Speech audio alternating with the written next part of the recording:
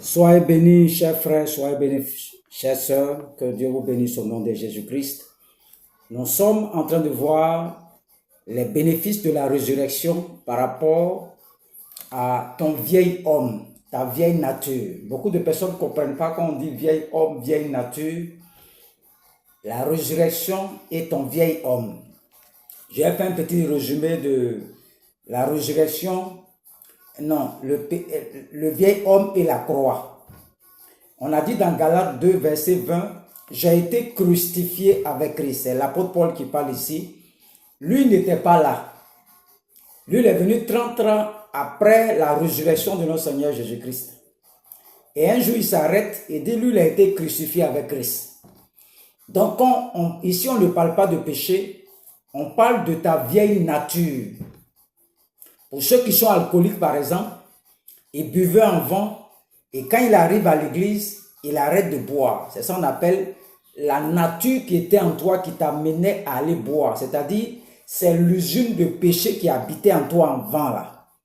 Cette usine, c'est ça qu'on appelle le vieil homme. C'est ça qui produit le péché dans ta vie. Vous voyez les gens qui se masturbent, les gens qui aiment la pornographie, c'est leur vieille nature, leur vieil homme qui est en eux là. C'est ça qui produit le péché dans sa vie. Et puis nous, on voit physiquement. Donc Paul ici dit que j'ai été crucifié avec Christ. Vous voyez, Galates 2, verset 20, j'ai été crucifié avec Christ. Donc, la croix nous donne quoi par rapport à ton vieil homme? La croix a crucifié ton vieil homme. Donc, ton vieil homme n'est plus resté, il est resté à la croix. Il est resté à la croix, il n'est pas descendu. Pour ceux qui sont chrétiens, qui ont du mal à arrêter la pornographie, la masturbation, la fornication, il faut lire Galates 2, verset 20 seulement. Lis seulement. C'est ce que Christ a fait pour toi à la croix. Il a crucifié ce qui produit la masturbation en toi. Ce qui produit le vol en toi. Là. Ce qui produit le mensonge en toi. Là. Ce qui produit la colère en toi. Là. Christ te dit que j'ai crucifié ça à la croix d'abord. Tant que tu n'acceptes pas cette parole, tu vas lutter avec la pornographie, la masturbation, l'inceste, toutes ces choses, parce que tu n'as pas encore accepté la parole. Galates 2, verset 20, ça c'est par rapport à la croix, le vieil homme et la croix. Alléluia. Donc ton vieil homme, ta vieille nature, ce qui t'a amené à aller boire, ce qui t'a amené à aller chercher femme, c'est ce qu'on appelle ton vieil homme. Et quand tu es venu à Christ, tu dis tu ne fais plus ça. Ce n'est pas toi-même qui as arrêté de boire, chercher femme. Non. Ça s'est passé il y a plus de 2000 ans à la croix. Ça s'est passé il y a plus de 2000 ans à la croix. Donc, la croix crucifie ton vieil homme. Non, aujourd'hui, tu ne bois plus. Mais si tu restes à ce stade-là, ça va revenir encore. Parce que Satan était partenaire avec ta chair, ton corps. Donc, ton corps maintenant va faire comme si tu n'as pas changé. Le vieil homme a été crucifié. Satan n'est plus en toi. Mais Satan va te combattre maintenant de l'intérieur. Ta chair là va te combattre toi-même maintenant. Donc, ta chair là va t'amener à aller pécher.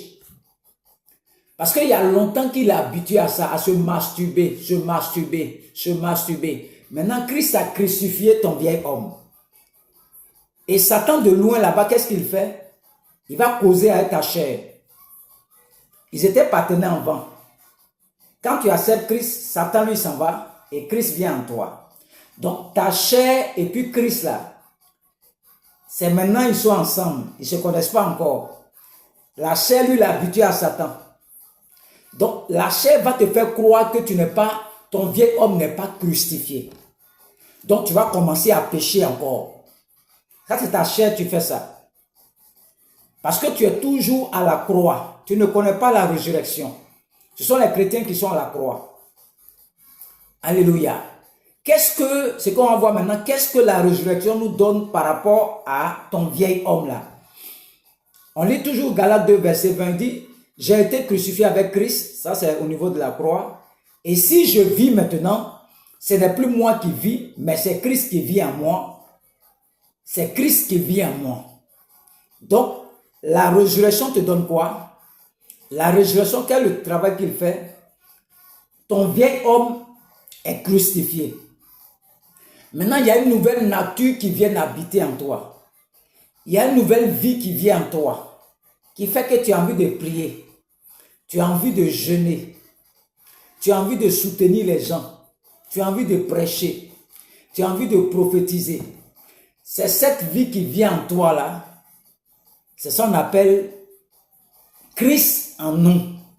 Donc la résurrection va te donner quoi? Il y a une nouvelle vie qui vient en toi, habiter en toi. Donc maintenant quand on marche sur ton pied, tu laisses tomber. Si je vis, c'est-à-dire toi tu es mort, c'est Christ qui vient en toi maintenant.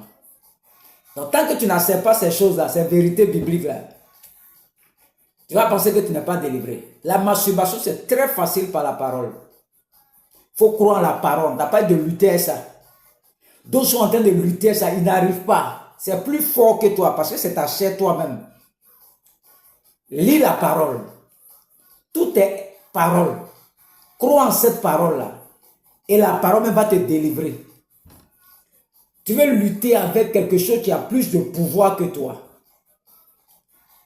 Mais si tu lis, si tu crois que toi, ce n'est plus toi qui vis là, c'est Christ qui vient en toi, il va te délivrer. La chair va se soumettre. Pourquoi quelqu'un arrête la masturbation et toi tu n'as pas arrêté? Ce n'est pas même Christ là que vous avez reçu. Le problème ce n'est pas Christ, c'est toi-même qui n'as pas changé. Tes pensées ne sont pas renouvelées par la parole. Tu n'es pas attaché à la parole. Donc la croix te donne quoi par rapport au vieil homme? La croix crucifie ton vieil homme. Maintenant, tu es mort. Tu es dans le tombeau. Tu es dans le séjour des morts. Maintenant, le Saint-Esprit vient maintenant en toi. Il vient vivifier ton corps. On va prendre 2 Corinthiens 5, verset 17. Il dit, si quelqu'un est en Christ, il est une nouvelle créature. Les choses anciennes sont passées. Voici, toutes choses sont devenues nouvelles. Quelqu'un qui est mort en Christ, quel esprit de famille qui va te réclamer quelque chose? Les condamnations. On dit qu'il est déjà mort. Christ t'a justifié. Et puis un esprit de famille, ils ont adoré quand ils ont signé des pactes. Ils viennent te retrouver encore. Et puis ils veulent te condamner. Tu ne crois pas à la puissance de la résurrection. La croix crucifie ton vieil homme. Il n'est pas descendu. Ce qui produit la masturbation, le péché en toi, le vol, là, les braquages, les palabres, c'est ça qu'on appelle le vieil homme qui est en toi. Quand Christ vient en toi, lui, il s'en va. Il est resté à la croix. Et maintenant, c'est une nouvelle vie qui est en toi. Mais ce qui tue les chrétiens, ça ne te rend pas parfait automatiquement. C'est plus tu grandis dans la connaissance de Christ que tu vas voir, tu as atteint ce qu'on appelle la maturité en Christ. Donc, la vie chrétienne, c'est par étapes. On ne saute pas les étapes. Il y a la croix d'abord et il y a la résurrection. Si je vis, ce n'est plus moi qui vis, c'est-à-dire toi, tu es mort. C'est quelqu'un qui est mort, c'est esprit de famille peut t'attaquer encore. Mais comme tu n'as jamais accepté ça, voilà pourquoi tu souffres toujours. Donc, nous sommes dans l'enseignement des bénéfices de la croix et de la résurrection. Je vais faire tous les enseignements pour vous donner, partager les enseignements. C'est une formation. Appuie-toi sur la parole. Et tu vas voir que ta vie chrétienne sera paisible. Que Dieu te bénisse. Que Dieu vous bénisse au nom de Jésus-Christ. Amen.